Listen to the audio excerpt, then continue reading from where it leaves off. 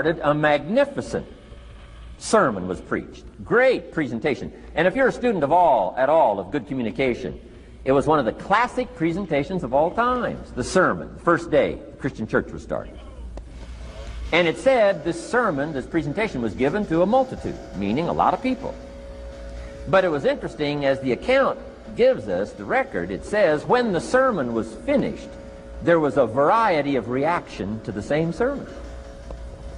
Isn't that fascinating? I find it fascinating. It said some that heard this presentation were perplexed.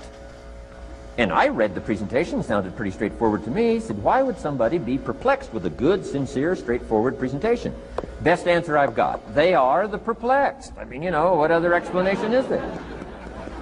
It doesn't matter who's preaching. It said some that heard this presentation mocked and laughed, made fun of the presentation. I thought, hey, this looks pretty sincere to me.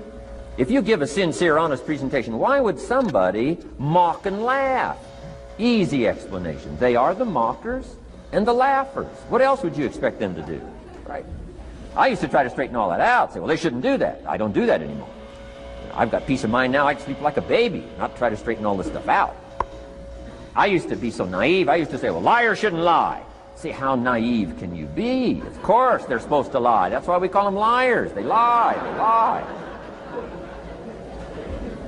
So I don't straighten this stuff out anymore.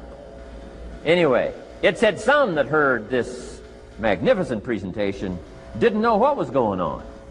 And they're usually easy to spot. They're usually saying, what's going on, right? I mean, they don't know what's going on.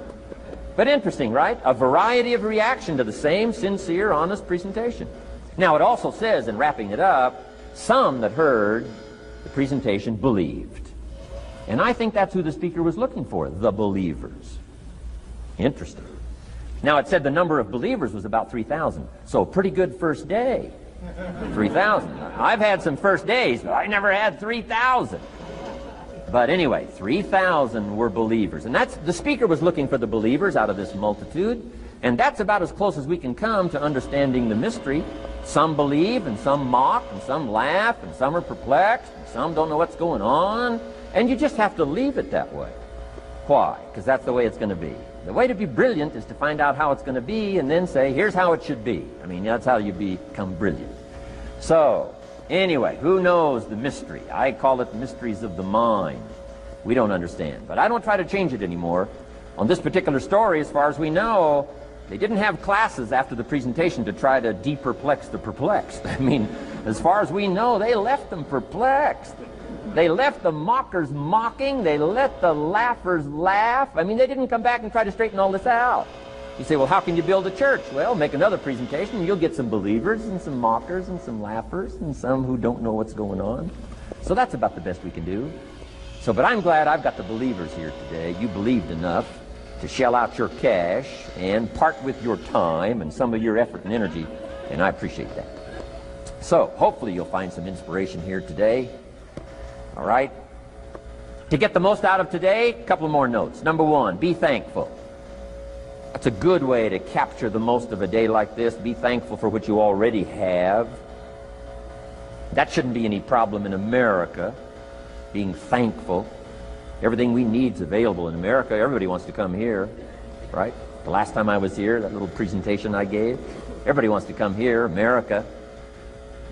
People haven't plotted and schemed the last 40 years saying if I could just get to Poland, everything would be okay. No, everybody wants to come to America. Why? Everything's available here. All the books you need, all the sermons you need, all the churches you need, all the schools you need, all the instruction you need, all the inspiration you need, all the capital you need, all the markets you need, all the challenge you need, all the information you need, all the seminars you need. Everything's available here. This is America. So number one, let's be thankful for what we already have. Thanksgiving does this. Opens up the doors, opens up the windows, opens up the channels. Thanksgiving for what you already have. I did a seminar one weekend up at the ranch, up at Clear Lake. Got a lodge up there. Nice setting, high valley, high serenity ranch. For the weekend, Friday evening, Saturday, Sunday. People drove in from around California. I got there late Friday afternoon. Everybody had pretty well already gotten there. I couldn't believe the parking lot. Continentals and Eldorados and Mercedes and Cadillacs and unbelievable. Ferrari, one Rolls Royce, unbelievable. I walked in, good-looking crowd about like this, sitting there ready for the weekend seminar. My opening remarks were, ladies and gentlemen, I think the rest of the world would find it strange that we have all come here this weekend to try to figure out how to do better. I think the rest of the world would say, I don't understand. Guy in his Rolls Royce saying, I got to get to the seminar, find out how to get another one of these Rolls Royces. Unbelievable.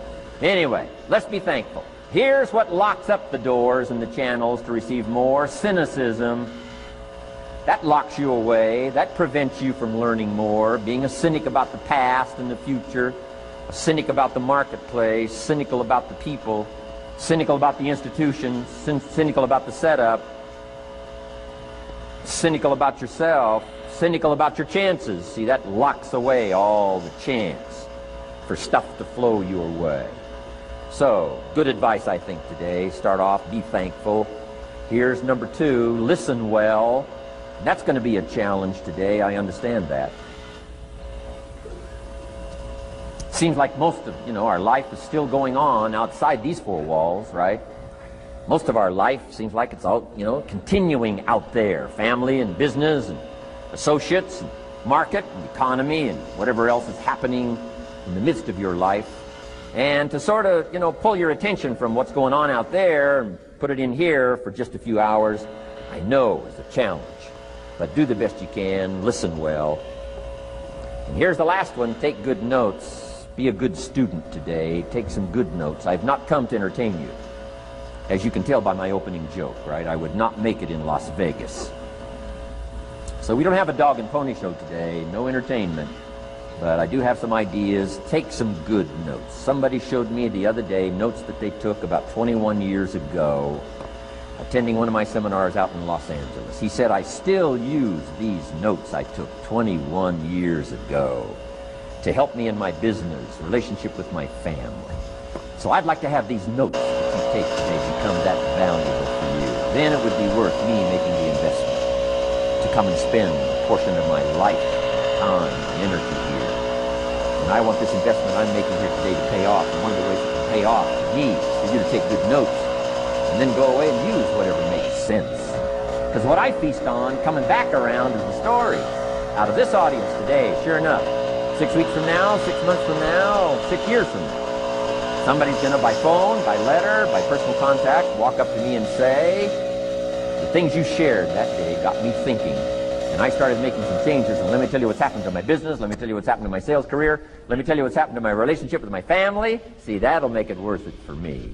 Not the money, the return, something you can't buy with money. If somebody says, thank you for touching my life and taking the time to make the investment. And that's what I'm all about. So if you'll become a good student today, and here's the last note, don't be a follower, be a student. You'll be happy to know today we haven't come seeking disciples. We've got no movement for you to join. I'm just here to share some of my experiences, good ideas best I can. But I think that's good advice. Don't be a follower, be a student, right? Take advice but not orders. Take information, but don't let somebody, order your life. Make sure what you do is the product of your own conclusion. Excellent note to make. Make sure what you do is the product of your own conclusion. Not to do what someone else says. Take what someone else says, process it, think about it, ponder it. If it makes you wonder, if it makes you think, then it's valuable. Then when you go take action, make sure that the action is not what somebody told you to do. Make sure the action is the product of your own conclusion. If you'll follow just a little bit of those simple guidelines, telling you the learning process can be speedy, swift, powerful. Your learning curve can go up, and then applying it to your business, your life, your family, conversations, equities of all kinds. You'll find some progress like I did that first 5 years when I met a teacher willing to share with me, turned my life around. Progress I couldn't believe happened for me. Okay. Let's get started. I want to review, I was here last time and we talked about the 5 major pieces to the life puzzle.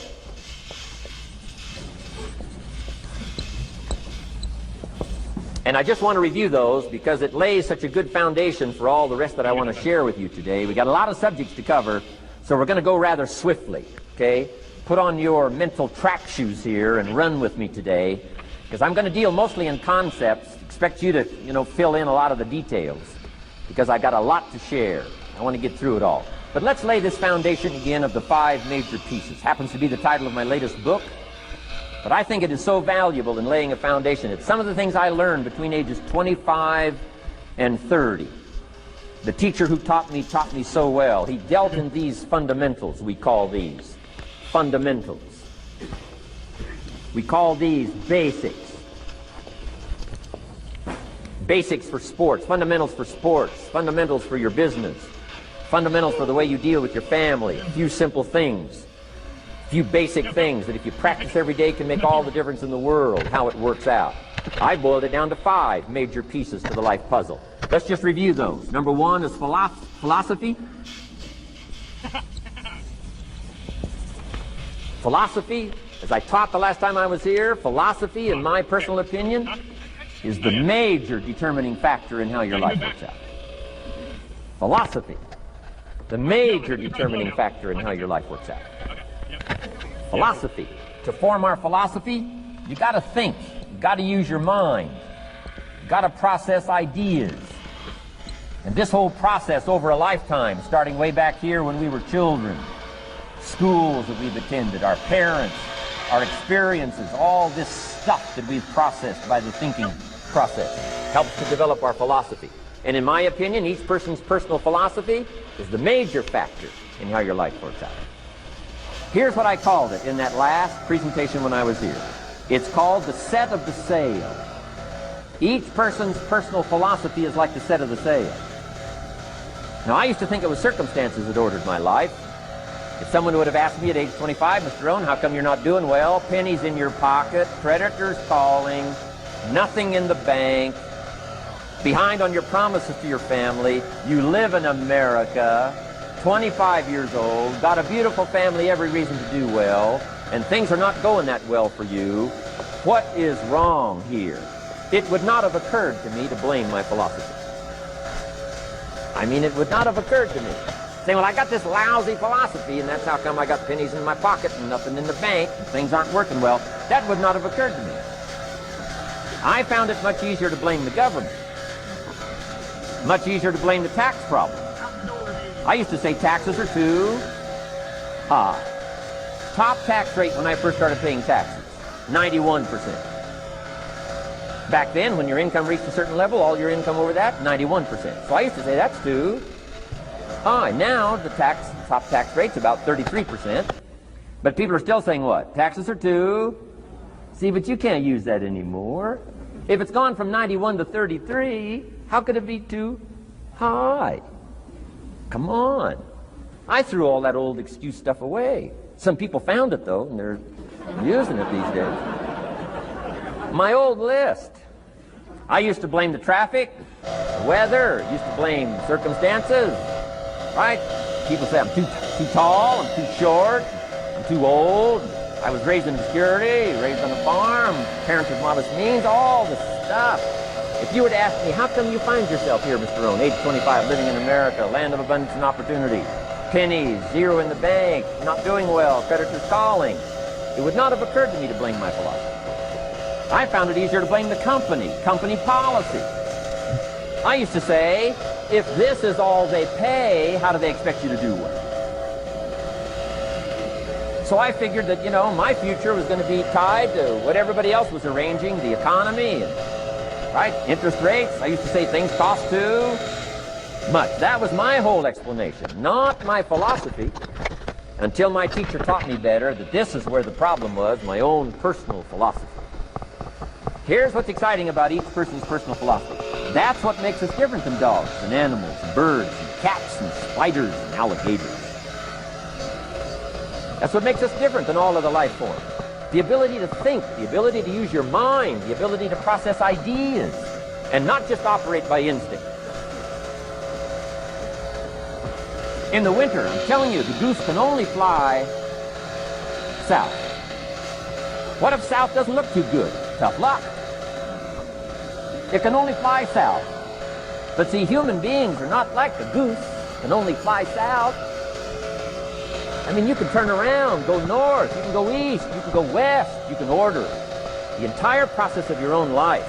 And we do that by the way we think. We do that by exercising our mind. We do that by processing ideas and come up with a better philosophy, a better strategy for our life, goals for the future, okay? Plans to achieve those goals. All this comes from developing our philosophy. Philosophy helps us to process what's available. Well, when we get here, we got seed, and we got soil, and we got some rain, and we've got some what? Sunshine, and we've got some seasons, and what? The miracle of life. Now, the key is, what do you do with all this stuff? How do you turn all this stuff that's available here into equity, and promise, and lifestyle, and dreams, and future possibilities? All of this that's possible now with human beings, how do you take all this stuff and turn it into this equities and values? Well, it starts with philosophy. What is the seed? What is the soil? What is the sunshine? What is the rain? Is it possible to take some of each of all the stuff that's available and turn it into food, and turn it into value, and turn it into nourishment, turn it into something spectacular and unique that no other life form can do? And the answer is yes. But you cannot deal with all this stuff and what to do with it unless you start refining your philosophy. Think, use your mind, come up with ideas, and strengthen your philosophy. So the seed and the soil and the rain and the sunshine, this is called, you know, the economy and the banks and the money and the schools and everything that's available out there, processing information, what to do with all that, and turn it into equity and value. That is the major challenge of life, my personal opinion. So each person's personal philosophy now is going to determine what you're going to do with seed and soil and sunshine and rain and miracle, the change in season. That's it.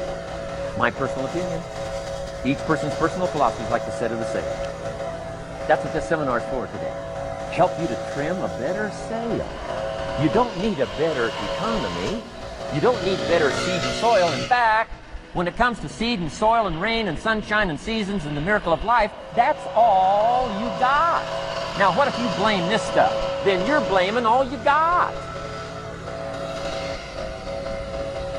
If you blame the economy, and you blame the schools, and you blame the teachers, and you blame the sermons and the preachers, and you blame, the marketplace, and you blame the company and company policy, what else is there? When some people get through with their blame list, there isn't nothing else. That's all there is. And if you blame the only thing you've got to work with, I'm telling you, it's called mistake colossal. In not understanding that that's all you've got to work with. And if this is all you've got to work with, then you don't change the seed, and you don't change the soil, and you don't change the rain, and you don't change the sunshine, you don't change the seasons. Right, guy says, I'll take 3 springs, 4 summers, 9 falls, no winters. No! You can't fool with this stuff. You've got to take it like it comes. Then what do you change to make your life work well? You got to start with your philosophy. Guess what I had to do at age 25 in order to change my own future? I had to change my mind. I had to change my thinking. I had to change my philosophy. I was messed up on what was causing my problem. And once I got that straightened out, that all the stuff I blamed, the government and taxes and the marketplace and the economy and things cost too much, negative relatives, cynical neighbors, once I got rid of that and started going for where the real problem was, which was me, I'm telling you, my life exploded into change. My bank account changed immediately. My income changed immediately.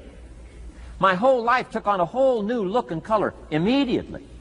And the early results I got from making these philosophical changes tasted so good, I've never stopped the process from that day until this. And I'm telling you, with a little consideration of the refinement of your sail, by setting a better sail, refining your philosophy, your whole life can start to change from today on. You don't have to wait till tomorrow. You don't have to wait till next month. You don't have to wait till spring. You don't have to wait till 93. You can start this whole process immediately. I recommend it. Now, some people do so little